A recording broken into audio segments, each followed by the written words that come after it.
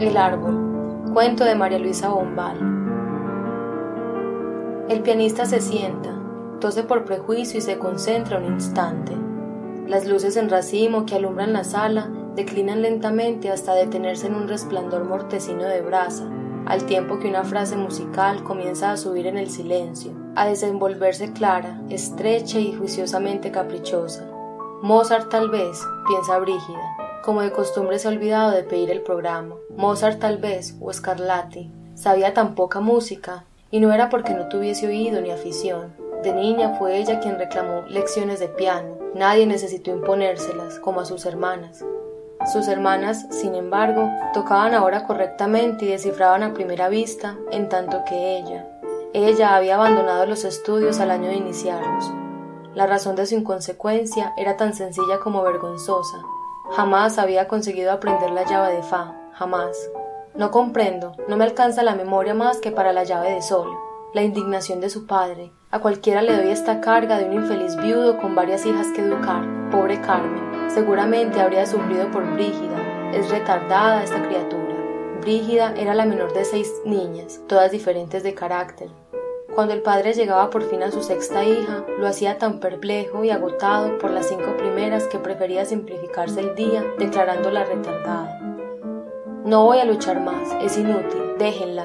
Si no quiere estudiar, que no estudie. Si le gusta pasarse en la cocina, oyendo cuentos de ánimas, allá ella. Si le gustan las muñecas a los 16 años, que juegue. Y Brígida había conservado sus muñecas y permanecido totalmente ignorante. Qué agradable ser ignorante. No saber exactamente quién fue Mozart, desconocer sus orígenes, sus influencias, las particularidades de su técnica, dejarse solamente llevar por él de la mano, como ahora. Y Mozart la lleva, en efecto. La lleva por un puente suspendido sobre un agua cristalina que corre en un lecho de arena rosada. Ella está vestida de blanco, con un quitasol de encaje complicado y fino como una telaraña, abierto sobre el hombro. Estás cada día más joven, Brígida. Ayer encontré a tu marido, a tu exmarido quiero decir, tiene todo el pelo blanco. Pero ella no contesta, no se detiene, sigue cruzando el puente que Mozart le ha tendido hacia el jardín de sus años juveniles. Altos surtidores en los que el agua canta, sus 18 años, sus trenzas castañas que desatadas le llegaban hasta los tobillos, su tez dorada, sus ojos oscuros tan abiertos y como interrogantes.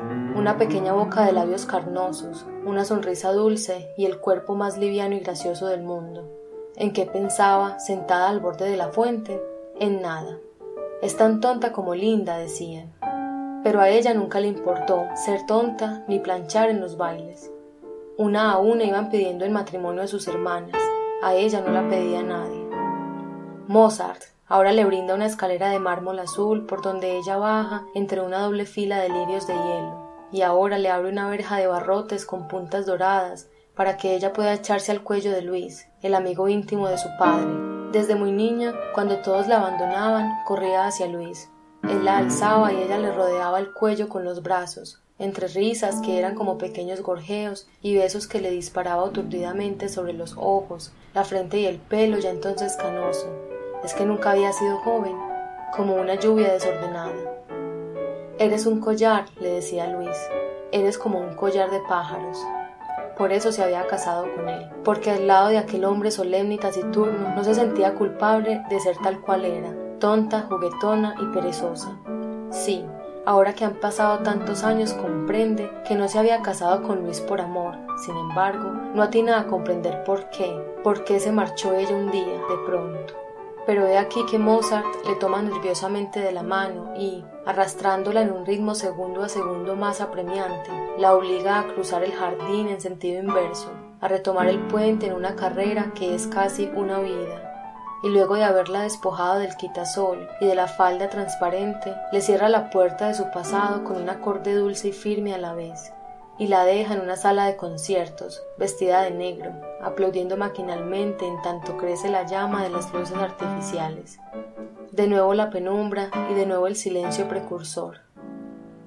Y ahora Beethoven empieza a remover el oleaje tibio de sus notas bajo una luna de primavera. Qué lejos se ha retirado el mar. Brígida se interna playa adentro hacia el mar contraído allá lejos, refulgente y manso, pero entonces el mar se levanta, crece tranquilo, viene a su encuentro, la envuelve y con suaves olas la va empujando por la espalda hasta hacerle recostar la mejilla sobre el cuerpo de un hombre, y se aleja, dejándola olvidada sobre el pecho de Luis. No tienes corazón, solía decirle a Luis, latía tan adentro el corazón de su marido que no pudo oírlo sino rara vez y de modo inesperado. Nunca estás conmigo cuando estás a mi lado, protestaba en la alcoba, cuando antes de dormirse él abría ritualmente los periódicos de la tarde. ¿Por qué te has casado conmigo? Porque tienes ojos de venadito asustado, contestaba él y la besaba. Y ella, súbitamente alegre, recibía orgullosa sobre su hombro el peso de su cabeza cana, ese pelo plateado y brillante de Luis. Luis, nunca me has contado de qué color era exactamente tu pelo cuando eras chico, y nunca me has contado tampoco lo que dijo tu madre cuando te empezaron a salir canas a los 15 años. ¿Qué dijo? Se rió, lloró. ¿Y tú estabas orgulloso o tenías vergüenza? ¿Y en el colegio tus compañeros qué decían? Cuéntame, Luis, cuéntame. Mañana te contaré. Tengo sueño, Brígida. Estoy muy cansado. Apaga la luz.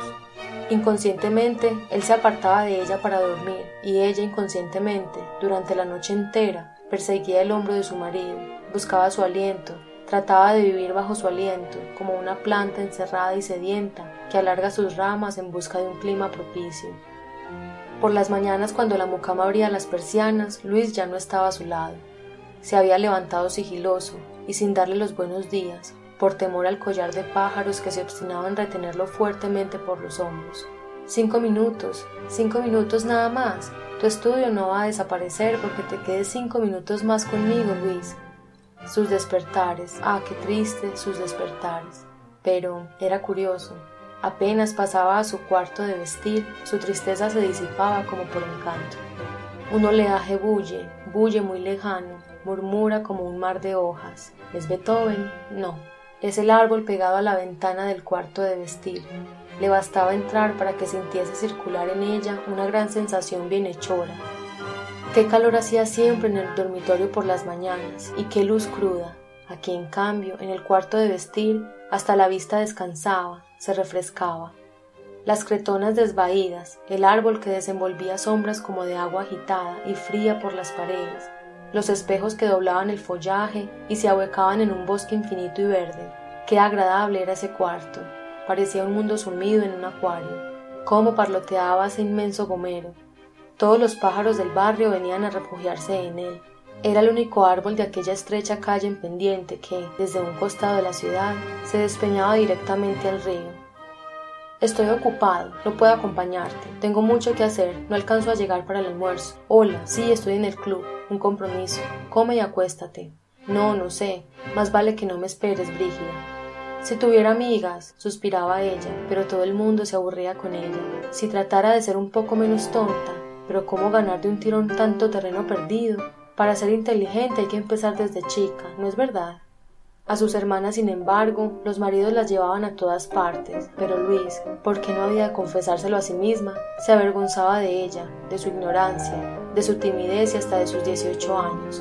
¿No le había pedido acaso que dijera que tenía por lo menos 21, como si su extrema juventud fuera en ella una tara secreta? Y de noche, qué cansado se acostaba siempre. Nunca la escuchaba del todo, le sonreía, eso sí, le sonreía con una sonrisa que ella sabía maquinal. La colmaba de caricias de las que él estaba ausente. ¿Por qué se había casado con ella? Para continuar una costumbre, tal vez para estrechar la vieja relación de amistad con su padre. Tal vez la vida consistía para los hombres en una serie de costumbres consentidas y continuas. Si alguna llegaba a quebrarse, probablemente se producía el desbarajuste, el fracaso, y los hombres empezaban entonces a errar por las calles de la ciudad, a sentarse en los bancos de las plazas, cada día peor vestidas y con la barba más crecida. La vida de Luis, por lo tanto, consistía en llenar de una ocupación cada minuto del día. ¿Cómo no haberlo comprendido antes? Su padre tenía razón al declararla retardada. Me gustaría ver nevar alguna vez, Luis. Este verano te llevaré a Europa, y como allá es invierno podrás ver nevar. Yo sé que es invierno en Europa cuando aquí es verano, tan ignorante no soy. A veces, como para despertarlo al arrebato del verdadero amor, ella se echaba sobre su marido y lo cubría de besos, llorando, llamándolo, Luis, Luis, Luis. ¿Qué te pasa? ¿Qué quieres? Nada. ¿Por qué me llamas de ese modo entonces? Por nada, por llamarte, me gusta llamarte.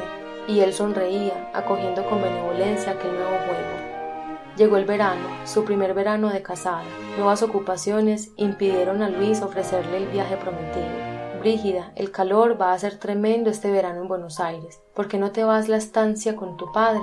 Sola. Yo iría a verte todas las semanas, de sábado a lunes. Ella se había sentado en la cama, dispuesta a insultar, pero en vano buscó palabras hirientes para gritarle. No sabía nada, ni siquiera insultar. ¿Qué te pasa? ¿En qué piensas, Brígida? Por primera vez, Luis había vuelto sobre sus pasos y se inclinaba sobre ella, inquieto, dejando pasar la hora de llegada a su despacho. Tengo sueño, había replicado Brígida puerilmente, mientras escondía la cara en las almohadas. Por primera vez, él la había llamado desde el club a la hora del almuerzo, pero ella había rehusado salir al teléfono, esgrimiendo rabiosamente el arma aquella que había encontrado sin pensarlo, el silencio. Esa misma noche comía frente a su marido sin levantar la vista, contraídos todos sus nervios. Todavía estás enojada, Brígida, pero ella no quebró el silencio. Bien, sabes que te quiero, collar de pájaros, pero no puedo estar contigo a toda hora. Soy un hombre muy ocupado, se llega a mi edad, hecho un esclavo de 1000 compromisos. ¿Quieres que salgamos esta noche? ¿No quieres? Paciencia, dime. Llamó Roberto desde Montevideo. Qué lindo traje, ¿es nuevo? Es nuevo, Brígida, contéstame. Pero ella tampoco esta vez quebró el silencio, y enseguida lo inesperado, lo asombroso, lo absurdo. Luis, que se levanta de su asiento, tira violentamente la servilleta sobre la mesa y se va de la casa dando portazos. Ella se había levantado a su vez, atónita, temblando de indignación por tanta injusticia. Y yo, murmuraba desorientada. Yo que durante casi un año, cuando por primera vez me permito un reproche, me voy esta misma noche, no volveré a pisar nunca más esta casa. Y abría con furia los armarios de su cuarto de vestir, tiraba desatinadamente la ropa por el suelo. Fue entonces cuando alguien o algo golpeó en los cristales de la ventana. Había corrido, no supo cómo ni con qué insólita valentía, hacia la ventana. La había abierto, era el árbol, el gomero que un gran soplo de viento agitaba, el que golpeaba con sus ramas los vidrios, el que la requería desde afuera como para que lo viera retorcerse hecho una impetuosa llamarada negra bajo el cielo encendido de aquella noche de verano.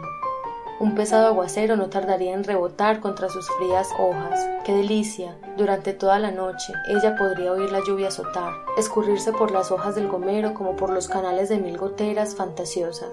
Durante toda la noche oiría crujir y gemir el viejo tronco del gomero, contándole de la intemperie, mientras ella se acurrucaría, voluntariamente friolenta, entre las sábanas del amplio lecho, muy cerca de Luis. Puñados de perlas que llueven a chorros sobre un techo de plata. Chopin, estudios de Federico Chopin. Durante cuántas semanas se despertó de pronto, muy temprano, apenas sentía que su marido, ahora también él obstinadamente callado, se había escurrido del lecho. El cuarto de vestir, la ventana abierta de par en par, un olor a río y a pasto flotando en aquel cuarto bienhechor, y los espejos velados por un halo de neblina. Chopin y la lluvia que resbala por las hojas del gomero con ruido de cascada secreta, y parece empapar hasta las rosas de las cretonas, se entremezclan en su agitada nostalgia. ¿Qué hacer en verano cuando llueve tanto? ¿Quedarse el día entero en el cuarto fingiendo una convalecencia o una tristeza? Luis había entrado tímidamente una tarde, se había sentado muy tieso. Hubo un silencio. Brígida, entonces es cierto, ¿ya no me quieres? Ella se habría alegrado de golpe, estúpidamente. Puede que hubiera gritado: No, te quiero, Luis, te quiero.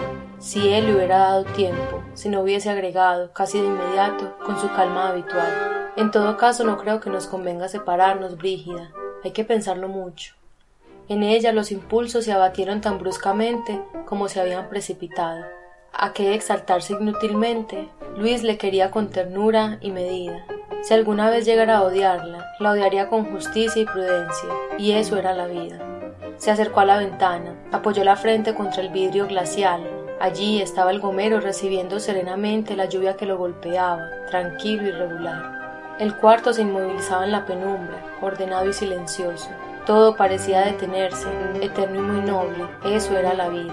Y había cierta grandeza en aceptarla así, mediocre, como algo definitivo, irremediable. mientras del fondo de las cosas parecía brotar y subir una melodía de palabras graves y lentas que ella se quedó escuchando, siempre, nunca. Y así pasan las horas, los días y los años, siempre, nunca, la vida. Al recobrarse cayó en cuenta que su marido se había escurrido del cuarto, siempre, nunca. Y la lluvia, secreta e igual, aún continuaba susurrando en Chopin. El verano deshojaba su ardiente calendario. Caían páginas luminosas y enceguecedoras como espadas de oro, y páginas de una humedad malsana como el aliento de los pantanos. Caían páginas de furiosa y breve tormenta, y páginas de viento caluroso, del viento que trae el clavel del aire y lo cuelga del inmenso gomero. Algunos niños solían jugar al escondite entre las enormes raíces convulsas que levantaban las baldosas de la acera, y el árbol se llenaba de risas y de cuchicheos. Entonces ella se asomaba a la ventana y golpeaba las manos. Los niños se dispersaban asustados, sin reparar en su sonrisa de niña, que a su vez desea participar en el juego. Solitaria, permanecía largo rato acodada en la ventana, mirando al oscilar del follaje. Siempre corría alguna brisa en aquella calle que se despeñaba directamente hasta el río, y era como hundir la mirada en un agua movediza o en el fuego inquieto de una chimenea. Una podía pasarse así las horas muertas, vacía de todo pensamiento, atontada de bienestar. Apenas el cuarto empezaba a llenarse del humo del crepúsculo, ella encendía la primera lámpara, y la primera lámpara resplandecía en los espejos, se multiplicaba como una luciérnaga deseosa de precipitar la noche. Y noche a noche dormitaba junto a su marido, sufriendo por rachas, pero cuando su dolor se condensaba hasta herirla como un puntazo, cuando la asediaba un deseo demasiado imperioso de despertar a Luis para pegarle o acariciarlo, se descurría de puntillas hacia el cuarto de vestir y abría la ventana. El cuarto se llenaba instantáneamente de discretos ruidos y discretas presencias, de pisadas misteriosas, de aleteos, de sutiles chasquidos vegetales, del dulce gemido de un grillo escondido bajo la corteza del gomero sumido en las estrellas de una calurosa noche estival. Su fiebre decaía a medida que sus pies desnudos se iban helando poco a poco sobre la estera. No sabía por qué le era tan fácil sufrir en aquel cuarto. Melancolía de Chopin, engranando un estudio tras otro, engranando una melancolía tras otra, imperturbable. Y vino el otoño. Las hojas secas revoloteaban un instante antes de rodar sobre el césped del estrecho jardín, sobre la acera de la calle en pendiente. Las hojas se desprendían y caían. La cima del gomero permanecía verde, pero por debajo del árbol enrojecía. Se ensombrecía como el forro gastado de una suntuosa capa de baile, y el cuarto parecía ahora sumido en una copa de oro triste. Echada sobre el diván, ella esperaba pacientemente la hora de la cena, la llegada improbable de Luis. Había vuelto a hablarle, había vuelto a ser su mujer, sin entusiasmo y sin ira. Ya no le quería, pero ya no sufría. Por el contrario, se había apoderado de ella una inesperada sensación de plenitud, de placidez. Ya nadie ni nada podría herirla. Puede que la verdadera felicidad esté en la convicción de que se ha perdido irremediablemente la felicidad. Entonces empezamos a movernos por la vida sin esperanzas ni miedos, capaces de gozar por fin todos los pequeños goces, que son los más perdurables. Un estruendo feroz, luego una llamarada blanca que le echa hacia atrás toda temblorosa. ¿Es el entreacto? No, es el gomero. Ella lo sabe. Lo habían abatido de un solo hachazo. Ella no pudo oír los trabajos que empezaron muy de mañana. Las raíces levantaban las baldosas de la acera y entonces, naturalmente, la comisión de vecinos encandilada se ha llevado las manos a los ojos. Cuando recobra la vista se incorpora y mira a su alrededor. ¿Qué mira? La sala de concierto bruscamente iluminada, la gente que se dispersa. No, ha quedado aprisionada en las redes de su pasado, no puede salir del cuarto de vestir, de su cuarto de vestir invadido por una luz blanca aterradora. Era como si hubieran arrancado el techo de cuajo. Una luz cruda entraba por todos lados, se le metía por los poros, la quemaba de frío, y todo lo veía a la luz de esta fría luz. Luis, su cara arrugada, sus manos que surcan gruesas venas desteñidas y las cretonas de colores chillones. Despavorida ha corrido hacia la ventana. La ventana abre ahora directamente sobre una calle estrecha, tan estrecha que su cuarto se estrella, casi contra la fachada de un rascacielos deslumbrante. En la planta baja, vidrieras y más vidrieras llenas de frascos. En la esquina de la calle, una hilera de automóviles alineados frente a una estación de servicio pintada de rojo. Algunos muchachos, en mangas de camisa, patean una pelota en medio de la calzada. Y toda aquella fealdad había entrado en sus espejos. Dentro de sus espejos habían ahora balcones de níquel y trapos colgados y jaulas con canarios. Le habían quitado su intimidad, su secreto. Se encontraba desnuda en medio de la calle, desnuda junto a un marido viejo que le volvía la espalda para dormir, que no le había dado hijos. No comprende cómo hasta entonces no había deseado tener hijos, cómo había llegado a conformarse a la idea de que iba a vivir sin hijos toda su vida. No comprende cómo pudo soportar durante un año esa risa de Luis, esa risa demasiado jovial, esa risa postiza de hombre que se ha adiestrado en la risa porque es necesario reír en determinadas ocasiones. Mentira, eran mentiras su resignación y su serenidad. Quería amor, sí, amor, y viajes y locuras, y amor, amor.